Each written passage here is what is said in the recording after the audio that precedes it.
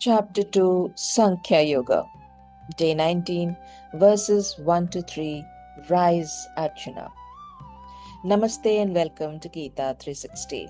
Yesterday, we ended chapter 1 with Arjuna laying down his bow, overwhelmed by sorrow. The mighty warrior who had never lost a battle sat broken on his chariot, confused and grief-stricken. Today we begin chapter 2 of the Gita, which is called Sankhya Yoga, the yoga of knowledge. This chapter marks a turning point where silence meets speech, despair meets wisdom, and the human meets the divine. Sanjay said, seeing Arjuna overcome with grief, his eyes full of tears and his heart heavy with sorrow, Krishna, the destroyer of evil, spoke the following words. Sanjay's description sets the scene for this chapter. Arjuna sits defeated and overcome with grief, tears clouding his vision. His mind is unable to see beyond love and attachment, and he begins to crumble under the weight of despair. And then Krishna starts to speak. The voice of wisdom and reason enters the battlefield. The Supreme Lord said, O Arjuna, why are you overcome with delusion in this hour of danger? This thought is not worthy of an honorable person. It does not lead to heaven, but only disgrace. Krishna calls Arjuna's present condition like that of an anarya, person who is not evolved in thought and action. He says, this does not suit you. Arjuna, born of courage, trained in dharma, beloved of the world, has forgotten who he is.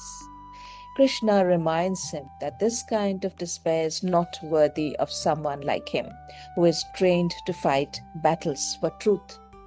Krishna's question pierces that fog. Where has this weakness come from? How many times have we too stood like Arjuna, knowing what is right, yet unable to move forward because our emotion drowns reason? O Parth, do not yield to this unmanly weakness. It does not suit you. Give up this petty weakness of heart and rise, O conqueror of enemies. This is the first direct instruction of the Gita. Rise. Krishna doesn't tell Arjuna to fight yet. He tells him to stand up against his own despair. He reminds Arjuna of his noble lineage and true strength through his various names. This verse is for every one of us when life tears us down. When the chaos of our lives feels too much, remember Krishna's words.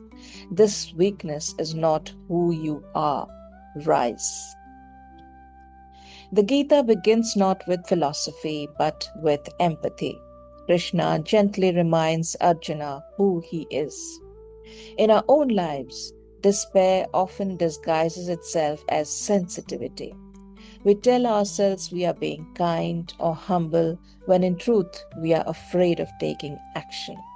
But the Gita reminds us that inner strength and gentleness can coexist. Our own inner voice, our conscience, can act as the divine voice and guide us in the right direction if we are willing to listen to it. Thought of the day. There comes a moment in our life when we must choose between surrendering to despair and rising with awareness. Today, pause a moment and ask yourself, where in my life have I allowed weakness to define my path? Can I hear my inner voice reminding me of who I truly am? Remember, the first step is to just rise and look all around us. Once we stand in clarity, strength will follow.